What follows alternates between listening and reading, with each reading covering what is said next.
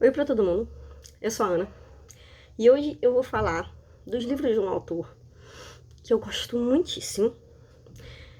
É o George R. Martin, tá? Que eu chamo de George, porque eu já sou íntima dele. E que é muito conhecido por ter escrito A Song of Ice and Fire, ou As Crônicas de Gelo e Fogo, ou A Canção de Gelo e Fogo, ou Game of Thrones. Mas vocês vão ver nesse vídeo que ele não escreveu só isso, tá? Eu vou, na verdade, fazer uma apanhada aqui dos livros que eu tenho aqui em casa desse autor, e vocês vão ver que nem só de Game of Thrones vive o Martin. Como é que eu fiquei sabendo desses livros? Então, eu fiquei sabendo que eles existiam antes de existir o hype da série. Por recomendação de um tio meu, que lê muito. E que sempre leu de forma muito abrangente. Então, assim, ele já leu Musashi, já leu Jane Austen, já leu As Crônicas do Velho, A Guerra do Velho, o que você imaginar, ele já leu. E como ele trabalha com programação, ele sempre teve muito acesso à comunidade nerd, né?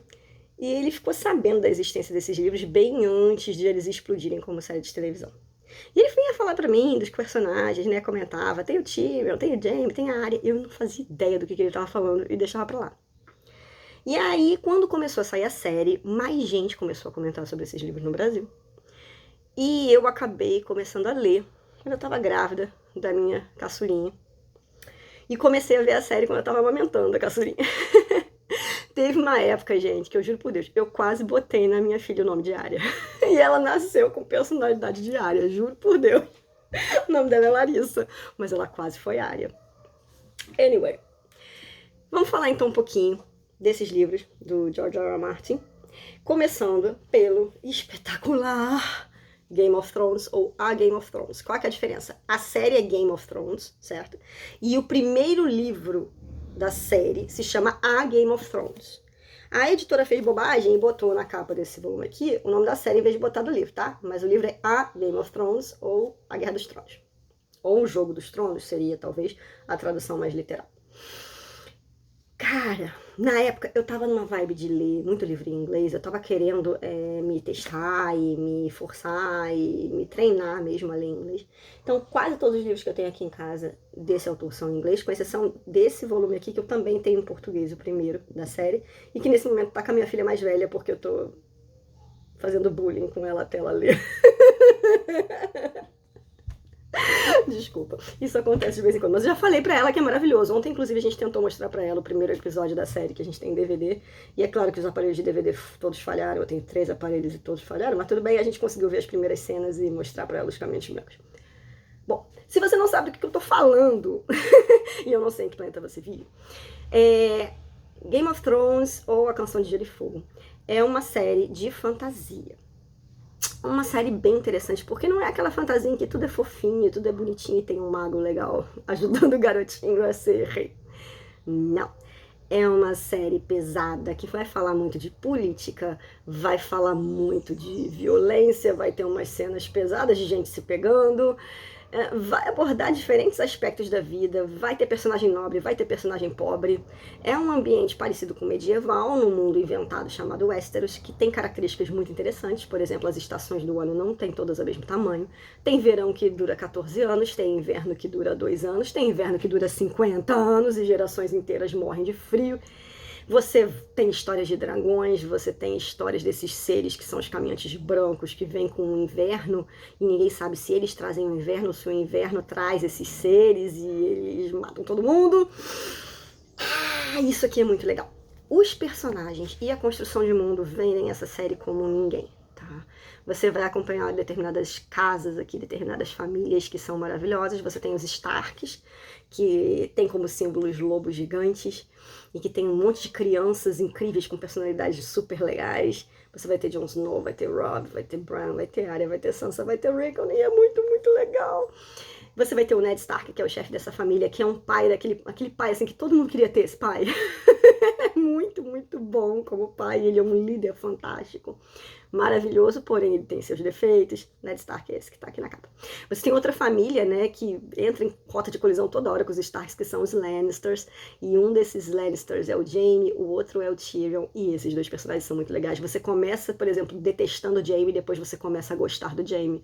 Você começa gostando do Tyrion, e daqui a pouco você se vê detestando o Tyrion, é algo muito bem escrito, tá bom? E você tem aqui também uma personagem que mora em outro continente desse mundo mágico, que é a Daenerys. E a Daenerys, nossa, a história dessa nesse primeiro volume aqui da série é espetacular. Simplesmente espetacular. Eu já ouvi dizer que o Martin pegou os capítulos da Daenerys nesse livro e publicou como se fosse uma novela à parte.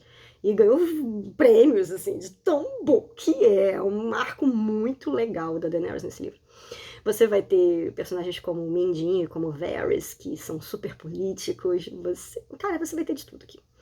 É muito, muito bom. Então, o primeiro livro é esse aqui, A Game of Thrones. O segundo volume das Canções de Gelo e Fogo é A Clash of Kings, que a gente já vai ter outros personagens também muito bons aqui sendo introduzidos, como o Davos, a Shireen, os Stannis, a Melisandre. Aqui você vai ter a Storm of Swords, que, gente, esse terceiro volume também é empatado com o primeiro, é o meu favorito, tá? Esse terceiro volume, assim, no último terço, último quarto desse livro, acontece tanta coisa, é uma avalanche, assim, fenomenal, você não consegue largar, não consegue parar de ler, e tem determinados personagens que a gente ama, que começam a ficar cada vez melhores e fazer coisas espetaculares, como o Sam, e tem coisas terríveis que acontecem também, que dá vontade de você tacar fogo no livro. Como o final do primeiro volume também faz isso com as pessoas, tá? Eu terminei de ler o primeiro volume e fiquei olhando pra parede, tipo, e agora o que eu faço da minha vida? De tão devastador que é. E aí vem a Feast for Crows, que é o quarto volume. Pra mim, é o mais fraquinho deles. Esse vai se focar durante grandes períodos em Dorne, que é uma área do mapa ali que a gente explora pouco nos primeiros volumes. E aí tem a família dos Martell, que é interessante, mas que, sei lá, eu acho que sai um pouquinho do esquadro do resto. E aqui o Tyrion já começou a ficar chato também.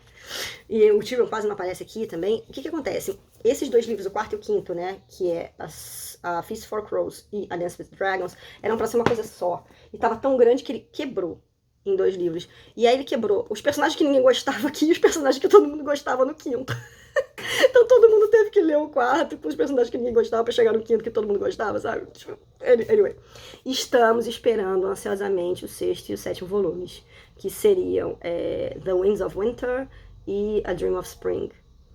Eu quero muito ver o final desse livro, gente. Eu quero muito ver o final dessa série. Eu não sei se isso vai acontecer. Tenho minhas teorias a respeito, não sei se é o lugar pra comentá-las agora. Mas o fato é uma série de fantasia que realmente teve o seu impacto. Não é uma fantasia fofinha, como eu falei pra vocês. Ela é bem mais pesada. Ela é dividida em pontos de vista, então dependendo do capítulo que você tá vendo a história pelos olhos de um determinado personagem. Tem horas que você tá vendo por uma criança, tem horas que você tá vendo por uma sacerdotisa, tem horas que você tá vendo por um guerreiro. Então você consegue ver essa diferenciação na história, né? Dependendo de quem tá contando aquele pedaço da história. Então todos os narradores praticamente são não confiáveis até certo ponto, porque você tá vendo tudo pelos olhos daquele personagem naquele momento. E tem um bocado de backstory, um montão de coisa que aconteceu 15 anos atrás, 14 anos atrás, 20 anos atrás, 30 anos atrás, 200 anos atrás, que dá nessa história aqui. Então é um mundo super amplo, com mapas, com várias terras, com várias religiões na mesma história. E é bom ver esse jogo, né, essa diversidade. Agora, há quem acredite que o Martin fez um mundo tão grande que ele não consegue mais terminar. Existe essa possibilidade, não sabemos, tá? E agora eu vou comentar com vocês um aspecto da obra do Martin, que é o seguinte: quando essa série saiu e ele começou a fazer sucesso, as pessoas talvez não se deem conta de que ele já era um escritor que tinha muita bagagem. Ele trabalhou durante muito tempo como roteirista de televisão nos Estados Unidos, e ele tinha que escrever muito e muito rápido, e fazer adaptações muito rápido, e reescrever infinitas vezes as coisas para caberem no orçamento dos estúdios e coisas desse tipo. Então, ele também já tinha publicado uma série de contos e tinha publicado mesmo outros romances antes das Crônicas de Gelo e Fogo. Então, ele era um cara já bem experiente em escrita. E eu vou comentar um pouco sobre esses outros livros em que ele esteve envolvido. Não apenas como autor, mas também, eventualmente, como editor. Ele tem um amigo, tá? Que, se eu não me engano, é o Gardner Dozois, ou algo assim o nome dele. E eles já editaram séries de livros de contos de vários autores, tá? A mais interessante que tem é um ciclo de histórias passadas no mesmo mundo, chamado Wild Cards. Cada autor contribuiu com alguns contos, alguns pedaços dessa história, e o George R. R. Martin e esse amigo dele editavam isso tudo numa história coerente. tá? Ou minimamente coerente. Qual que é a história de Wild Cards? Eu só tenho e só li o primeiro volume, tá? Wild Cards 1. Mas eu acho que são mais de 20, talvez tenham mais de 30 voluminhos desses aqui. Isso aqui é uma realidade alternativa em que ali por volta da Segunda Guerra Mundial lançam um vírus sobre a cidade de Nova York. E esse é o vírus lá do Wild Cards. O que acontece? As pessoas que entrarem em contato com esse vírus, quando elas chegam em uma determinada época da vida, elas vão sofrer mutações, mudanças, tá? E essas mudanças são como se fosse uma carta que você tivesse tirado do baralho por acaso. Então você vai ter algumas pessoas que, quando sofrem essas mudanças, ficam com superpoderes, são os ases, tá? Você tem pessoas que tiveram mudanças que não são nem muito pra bem, nem muito pra mal, tipo, tem um cara que tem uma tromba de elefante, só isso. Entende? E esses caras são os juices, tá? E você tem os caras que tiraram uma carta muito ruim. E esses caras sofrem horrores com deformações, com problemas. E esse da tromba também você pode considerar um desses casos, que são os jokers, os coringas, certo? Então, a sociedade ali vai se adaptar à existência dessas pessoas. Você vai ter, por exemplo, na cidade de Nova York, uma área que vai ser chamada de Joker Town. Todas as pessoas que têm essas modificações que teoricamente são ruins, que colocam elas com aparências grotescas e coisas assim, vão morar em Joker Town, como se fosse um gueto, entende? E tem pessoas que conseguem ter esses superpoderes de ases, mas que não é algo visível, e eles vivem na sociedade meio que escondidos, sem ninguém saber que eles são ases. Alguns são jokers e ninguém sabe que eles são jokers, e por aí vai. Então, a série de livros explora isso tudo. Esse primeiro volume, por exemplo, tem 2 ou 3 personagens e contos que eu gostei demais. E outros que eu já achei meio assim, porque é aquela coisa, é uma coletânea de contos em que cada autor deu a sua contribuição, e os autores não são todos iguais, nem todos escrevem com o mesmo tom. Tem uma história aqui que é muito legal, que é a do Croydon. O Croydon, o wildcard dele funciona assim, ele vai dormir. E aí, às vezes, ele fica semanas dormindo. Quando ele acorda, é como se ele tivesse tirado de novo a carta do baralho, e aí ele tem um superpoder, digamos, ele é invisível. E ele começa a usar aquele poder, uau, fiquei invisível, certo? Só que aí ele fica algumas semanas, alguns meses com aquele poder e tal, e ele não dorme, se eu não me engano. E aí, quando ele vai dormir, ele dorme de novo durante semanas, e quando ele acorda, ele não é mais invisível. Agora ele é um homem crocodilo. Ele tem aparência de crocodilo. Aí ele fica, sei lá, meses, semanas escondido, porque agora ele é um Joker, agora ele é um crocodilo, ele tem que se esconder pra não ser pra não ser marginalizado. E aí ele vai dormir de novo, e aí quando ele acorda, ele consegue parar o tempo, digamos. Eu tô inventando porque eu não me lembro mais os detalhes. Mas a carta dele é muito doida, porque ela fica oscilando entre ser um Joker e ser um Ice e ser um Juice, sabe? Então ele vai depois aparecendo em outras histórias também dos Wild Cards, e você leva um tempo pra notar que é o Croydon que tá ali, porque é um cara com outro poder completamente diferente do que você tinha visto da última vez que ele apareceu. Muito, muito, muito bem sacado. Outro que eu gostei muito é de 2 garotos que eles ficam num ferro velho, né, lendo historinhas de bi. E aí um deles fica com um poder que ele consegue manipular metal, tipo magneto. Aí eles pegam um carro velho, adaptam o carro todo com câmeras pelo lado de fora, todo blindado pelo lado de fora, mas com câmeras, e todo estofado pelo lado de dentro, e aí ele vira o grande e poderoso Tartaruga. E ele voa com aquele carro pela cidade, faz uma confusão, e ninguém sabe que é um moleque, um adolescente ali dentro, arrepiando o cabelo com aquele carro que ele faz voar por aí, sabe? Muito divertido, coisa de moleque mesmo, que alguém faria se tivesse um superpoder. Eu vou arrepiar agora porque eu sou o poderoso Tartaruga. Muito maneiro. Tem outras histórias extremamente tristes. Tem um alienígena aqui que vem parar nesse negócio, que vive deprimido, enchendo a cara, usando drogas, assim, umas coisas bem diferente. É bem diferente. Vale a pena ler pra você ver se você gosta do estilo, tá? Mas o fato é que foi um dos próximos que eu ataquei depois de ter lido o Canção de Gelo e Fogo. Falei, tá bom, vou investir um pouco mais no Martin. E foi a época, como eu falei, em 2016, que eu entrei na internet e falei, vou catar um monte de livro desse cara. Mesmo que tenham sido só editados por ele. O que mais me encantou dessa leva que eu comprei, na verdade, são 2 volumes chamados Dream Songs. Seriam algo como canções de sonhos. Esse aqui é o volume 1. Esse aqui é o volume 2. São 2 calhamaços, tá? Um paperback que eu comprei. Isso aqui são coletâneas de contos do próprio Martin, publicados ao longo de anos e anos e anos da carreira dele. E aqui você já começa a ver, primeiro, uma característica do Martin. Os contos dele são extremamente bem planejados e tem finais extremamente satisfatórios e tudo se encaixa, tá? Você vê que todos os elementos estão ali por um motivo. Diferentemente de Game of Thrones, em que ele foi abrindo o mundo, ensinando mais e mais detalhes, e agora a gente nem sabe se ele vai conseguir finalizar isso. Começou a chover, é claro, pra fazer barulho no vídeo. Desculpe. E aí, nesse Dream Songs, você vai ter esses contos extremamente bem projetados, digamos assim, extremamente bem escritos em diferentes gêneros também. Você vai ver que o Martin é um cara que escrevia ficção científica, ele escrevia terror, ele escrevia fantasia mesmo com um tom mais soft fantasy, às vezes mais hard fantasy, às vezes ele misturava elementos de terror e horror com a ficção científica. Cara, as histórias são muito, muito boas, tá? Todas elas são impactantes, todos os contos são pelo menos bons ou muito bons, e alguns são absolutamente excelentes. Eu vou abrir aqui o sumário até para comentar alguns com vocês, tá? Então, por exemplo, The Second Kind of Loneliness é um conto de ficção científica com um tom super melancólico, que tem um final incrível, precisa ser lido. A Song for Leah é outro de ficção científica que é bem mais esquisito, eu não gostei tanto, mas eu sei que foi muito premiado, tá? Eu tô pulando vários que são bons, tá? Tô só comentando alguns.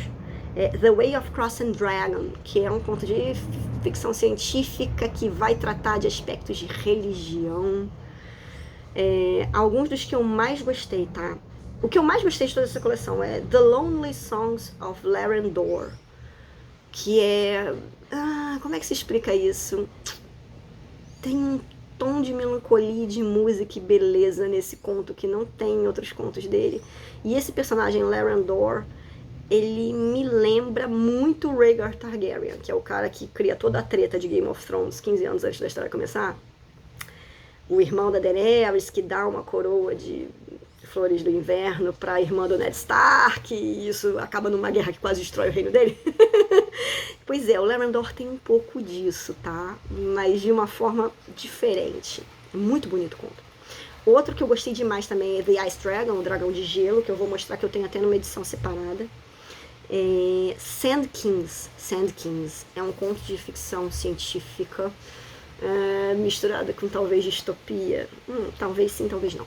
Mas ele vai afetar... Ele vai tratar um pouco de como as nossas ações têm consequências. Eu não sei como explicar sem dar spoilers. Sand Kings é muito legal. É um cara que compra um aquário com uns serizinhos dentro deles, como se fosse um terrário de formiga? E esses serizinhos batalham entre si. E esse cara vai começar a cuidar desse terrário. Gente, a história é espetacular. Parece que você começa a não dar nada por ela. E a coisa toma uma proporção incrível. Muito, muito bom. Então, assim, essa coletânea é muito... Poxa, eu não sei porque que não se fala mais dessa coletânea desses contos. Eu acho todos muito, muito legais. E no volume 2, por exemplo, você vai ter, sim, alguns contos de um personagem que o Martin criou, que é o Tuff, o Haviland Tuff, que é um cara que ele sabe lidar com engenharia genética, ele consegue fabricar espécies dentro de uma nave espacial para resolver problemas ecológicos de mundos em que ele vai chegando com essa nave. É uma viagem sem cocaína e é muito bom. E a personalidade do Haviland Tuff é dificílima de entender e gostar, e ainda assim eu gosto dele, tá? Ele é esquisitaço. Então aqui você tem a Beast Forlorn e Guardians. Tem um outro conto aqui também. Tem o conto do Turtle, do Mighty Turtle, do Wild Cards, que eu mostrei pra vocês. E tem um conto aqui também muito legal, que é The Skin Trade, que seria algo como comércio de peles. É um conto de lobisomem que eu acho que tem muito a ver com a criação da Casa Bolton, da Canção de Gelo e Fogo. Se você já leu, diz pra mim se você também acha que The Skin Trade tem a ver com os Bolton. Eu acho que tem, viu? Você tem aqui também The Hedge Knight, que é um dos contos que saíram depois no Cavaleiro dos Sete Reinos. Vamos comentar esse livro daqui a pouco. Tem Portraits of His Children, que é um contozinho de horror, talvez, que lembra um pouco o Retrato de Dorian Gray. Cara, tem muita coisa, muita coisa. Então, assim, Dream Songs, se você algum dia se deparar com isso aqui, eu não sei se vão traduzir isso para português em algum momento, mas se você algum dia se deparar com isso, eu recomendo que você dê uma olhada. Eu gostei demais, muito mais do que eu esperava. Tá? E aí, como eu tinha gostado, eu acabei comprando outras coletâneas, como eu falei, do George Martin e do Dozois, em que eles só editaram, e o Martin, quando contribuía com um conto. Então, esses aqui já são coletâneas de vários autores. Eu tenho 4 aqui que eu vou mostrar para vocês, mas existem mais. De vez em quando ele senta e edita mais uma dessas, ele contata um monte de autores diferentes, e esses caras pegam um tema e escrevem cada um conto, eles juntam tudo e viram um livro. Esse aqui, por exemplo, é o Dangerous Women, As Mulheres Perigosas. Esse foi o que eu mais li desses 4. E esse aqui, cara, tem contos bem legais. Tem um da Diana Gabaldon, que é a autora do Outlander. Teve série também, teve série de livros. Eu gosto de Outlander até o 2º volume, então eu cheguei a pegar para ler. Tem autores aqui que na época que eu comprei essas coletâneas eu nunca tinha ouvido falar, e hoje eu já ouvi falar, e talvez eu volte para ler os contos desses caras para ver se eu gosto, como o Joe Abercrombie, Carrie Vaughan. O Brandon Sanderson tem um conto genial nesse livro aqui, que eu sei que já foi publicado em outros livros também, que é o... Peraí. Shadows for Silence in the Forests of Hell. Eu li esse conto já umas 2 ou 3 vezes. Eu li a primeira vez sem saber que era Brandon Sanderson. Eu falei, cara, esse conto se destaca aqui nessa coletânea. Ele tá bem acima dos outros. E fiquei com o nome na cabeça, e depois, anos depois, eu fui descobrir que era o Brandon Sanderson. Eu fui ler Mistborn, fui ler A Tress, e tô gostando muito. Tem alguns contos aqui, por exemplo, Second Arabesque Very Slowly, que não tem nada a ver com esse título, e que é bem legal, é uma sociedade pós-apocalíptica. Cara, tem muitos legais aqui. Eu li esse aqui e gostei. Some Desperado, que é o primeiro, também é bem interessante. Então, Dangerous Women realmente vale a pena, pelo menos para ver alguns dos contos, talvez nem todos. Nem todos são tão bons quanto os outros, mas vale a pena dar uma passeadinha. E aí, nesse mesmo espírito, eu comprei Warriors, que é Os Guerreiros. Eu também li alguns desse aqui. Também tem da Diana Gabaldon aqui. Tem o de Robin Hobb também. Tem um conto aqui que eu tenho que vir para ler, porque eu na época não sabia quem era Robin Hobb. Eu não li todos, li só alguns. Tem um do George R. R. Martin, The Mystery Knight, que é uma daquelas histórias complementares do universo das Canções de Gelo e Fogo.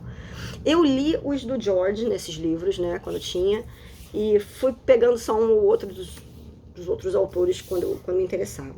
Esse aqui é o Rogues, que seria algo como Canalhas, talvez. Aqui tem o Patrick Rothfuss, que é o autor do Nome do Vento, que eu ainda não li, mas que todo mundo tá me falando que eu preciso muito ler o Patrick Rothfuss. Eu talvez pegue em breve. Tem Neil Gaiman aqui. Tem também uma história do George R. R. Martin, que é a... Deixa eu ver se eu acho aqui o nome. The Rogue Prince or a King's Brother. É uma das histórias dos Targaryen, brigando entre si, de um dos bastardos Targaryen, se não me engano, que dá origem ao ramo dos Blackfyre. Acho que é isso. E The Book of Swords, que é o livro das espadas, também nesse mesmo estilo, tá? Aqui também tem Robin Hobb. Aqui também tem Scott Lynch.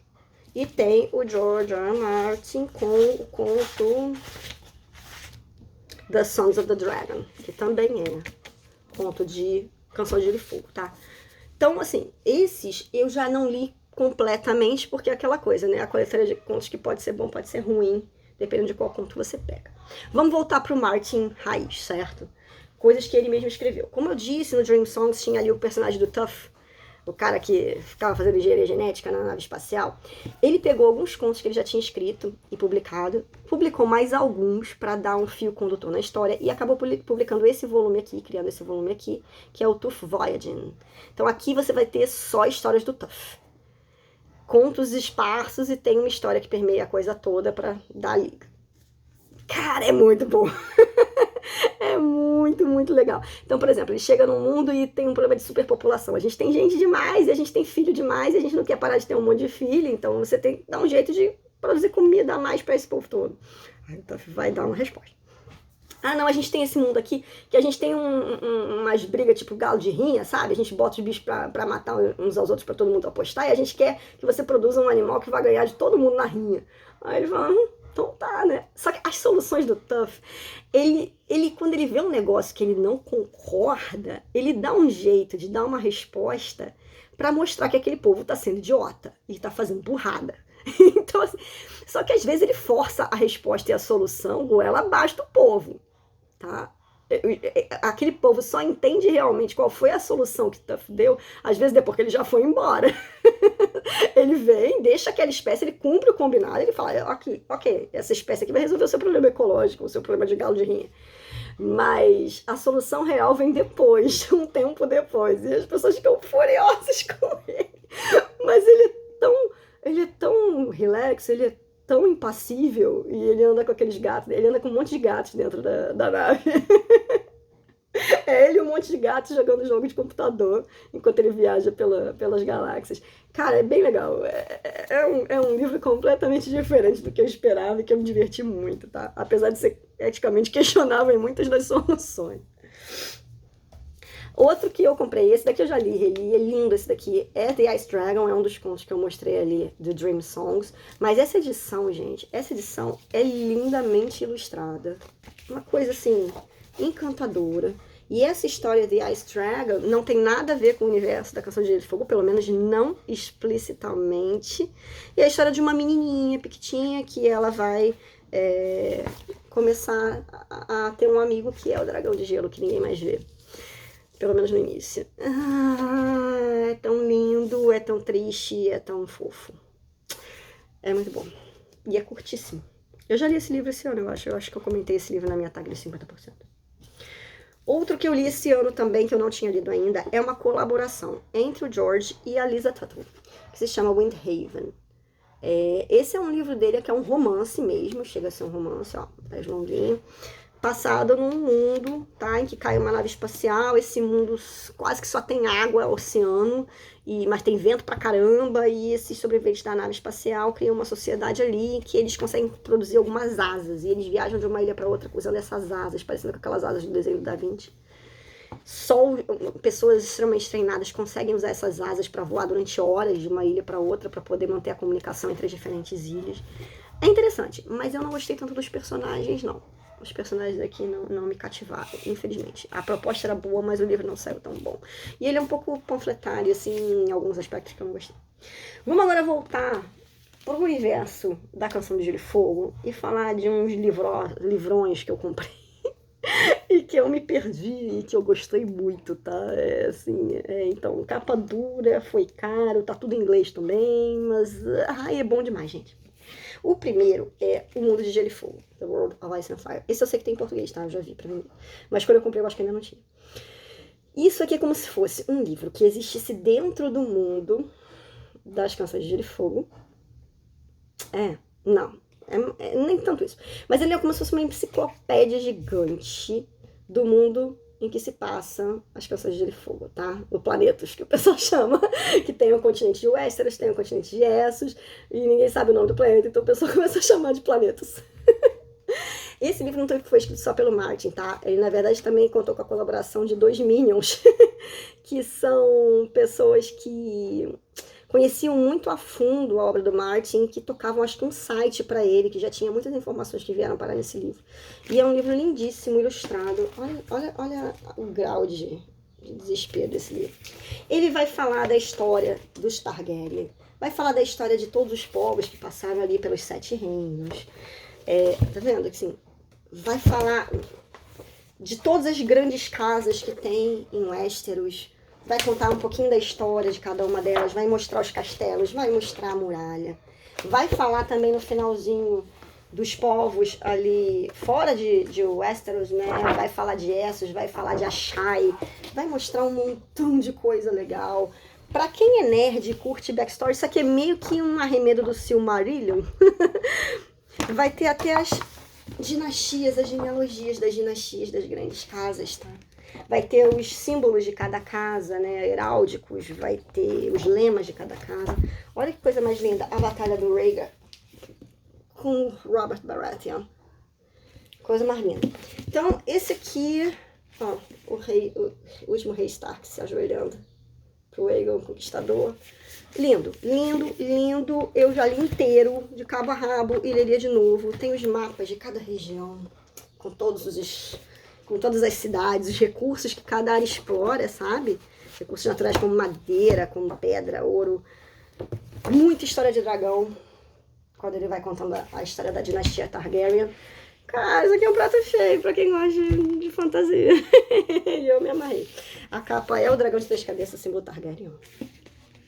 Então, assim, o Mundo de Gelo e Fogo vale a pena. É um bom livro pra ser lido, tá?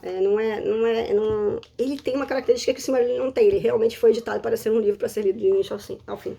O Silmarillion a gente sabe que é meio que uma gambiarra, porque o Tolkien não chegou a terminar nunca aquelas histórias. Aqui, em tese, é uma versão canônica do que rola no Mundo de Gelo e Fogo. Tá?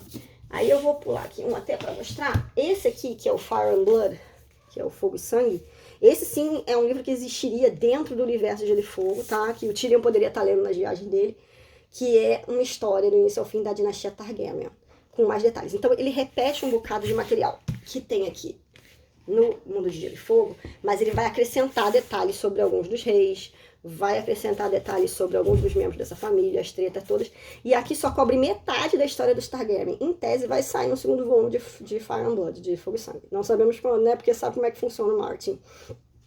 Mas é uma história, assim, é lindíssimo. Em tese ele foi escrito por alguns autores daquele mundo, né? Às vezes você tem a versão do Maester lá da Cidadela, às vezes você tem a versão do Mushroom, do cogumelo, que era um dos anões da corte, e ele dá a visão dele, de como é que a história foi, qual foi a treta de verdade, qual era a fofoca.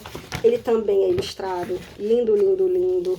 Às vezes, ó, olha só, foto de vários dos Targaryen. Ah, bom demais! Então, assim, dragão pra tudo que é lado, porque nessa época ainda tem dragão. Os Targaryens tem um monte de dragão, e aí vai contar várias histórias de dragão. Vai contar a história da garotinha que rouba um dos dragões e volta morrendo. Nossa, a morte dela é um negócio horrível, horrível. Vai contar um monte já de confusão política entre os próprios Targaryen. Vai contar de Maegor o Cruel. Eu acho que Maegor já é aqui. Eu acho que Maegor ainda é nessa parte. Tem muita coisa. Lindo demais. Vai contar as histórias de várias mãos do rei também. Tem uma mão do rei aqui também que é fenomenal, que é um dos Starks, que ele vem, tá uma confusão em Kingsland, o pau comendo, ele vira a mão do rei, mata um monte de gente, prende um monte de gente, não sei o que, e uma semana depois ele fala, tá bom, não preciso mais ser mão do rei, já arrumei tudo, fui embora. E volta pro norte. É espetacular. As histórias dos reis Targaryen que tinham várias esposas, dos bastardos. Ah, é bom, é bom, é bom. Esse outro aqui tá muito em evidência ultimamente, que é o Cavaleiro dos Sete Reinos, A Knight of the Seven Kingdoms, que é a história de Dunk and Egg. São 3 histórias de Dunk and Egg. Isso aqui se passa, em tese, 100 anos antes de Game of Thrones. O Martin já confirmou que o Dunk, que é o Sir Duncan the Tall, é um antepassado da Brienne, então já gostei ainda mais dele. E o que é isso? É um cara que é um cavaleiro, mas não é um cavaleiro. Ele é muito pobre para ser realmente um cavaleiro. Ele, na verdade, é um escudeiro, que ele começa a se passar por cavaleiro. Isso é logo no início da história, não tá dando spoiler, não. E aí ele vai encontrar um molequinho careca, magrinho, piquititinho, e esse molequinho fala, me leva com você, eu quero ir lá pra ver o torneio. E aí ele acaba levando o garotinho junto com ele, que é o Egg. Como ele tem o crânio raspado, ele é o Egg, o ovo. Então é o Dunk e o ovo. E a dinâmica entre os dois é muito maneira. E claro que esse molequinho não é só um molequinho de cabeça raspada, né? E claro que vai ter um monte de treta política e vai ter um monte de confusão aqui. E o Sir Duncan é muito legal. E o Egg é muito legal. Eles se tornam super amigos. Ah, eu não quero falar mais.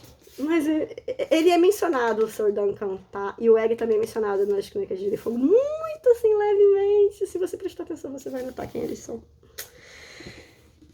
Pois é, talvez o Oldor também tenha a ver com isso. Talvez o Master Aemon tenha a ver com isso.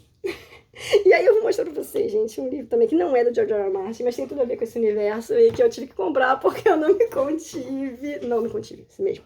Esse aqui é o Banquete de Gelo e Fogo, o livro oficial de receitas de Game of Thrones.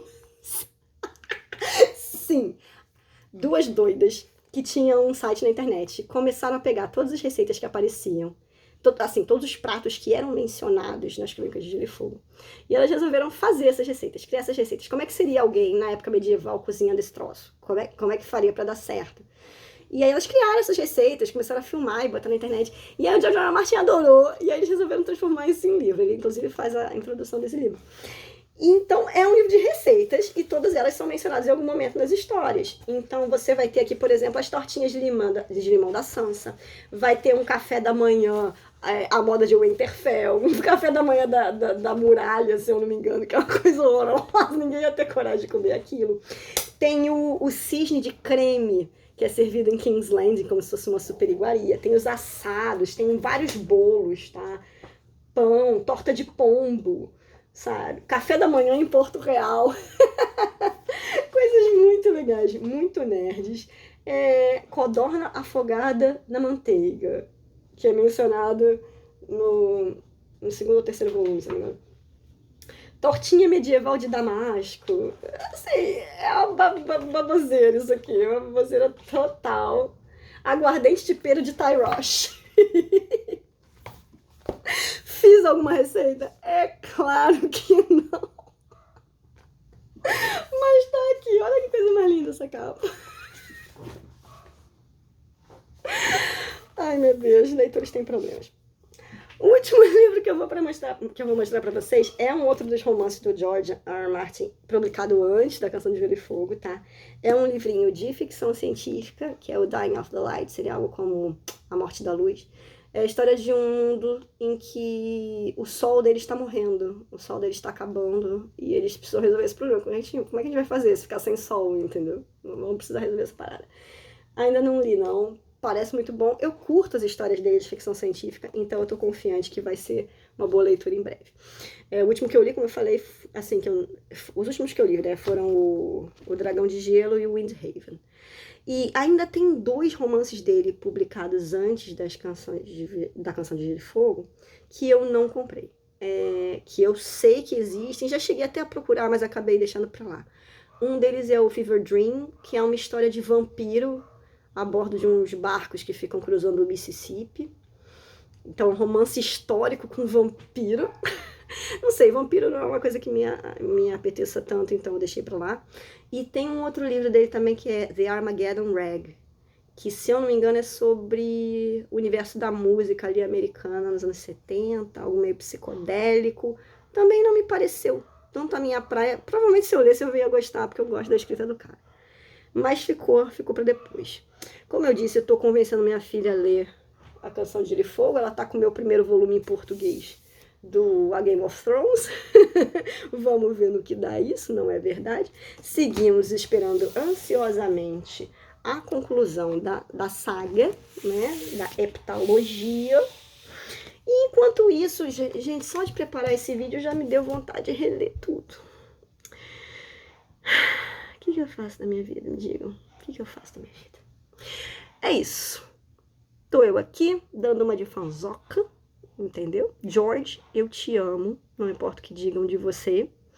Por favor, escreve esses livros. Eu preciso muito saber como acaba. Jon Snow não sabe nada e tá desesperado pra saber o que rola, tá bom? E a gente... Ai, meu Deus. Eu ainda confio que Jon Snow voltará, tá? Porque no final do 5º volume existe essa dúvida. Será que Jon Snow se foi? A minha teoria é que ele tá dentro do Ghost. Pronto, falei isso. Não apareceu na série. É spoiler pro livro. Eu sei, dane-se. Pra mim, Jon Snow está dentro do Ghost. Espero que seja verdade. Um abraço pra todo mundo. Beijão. Tchau, tchau.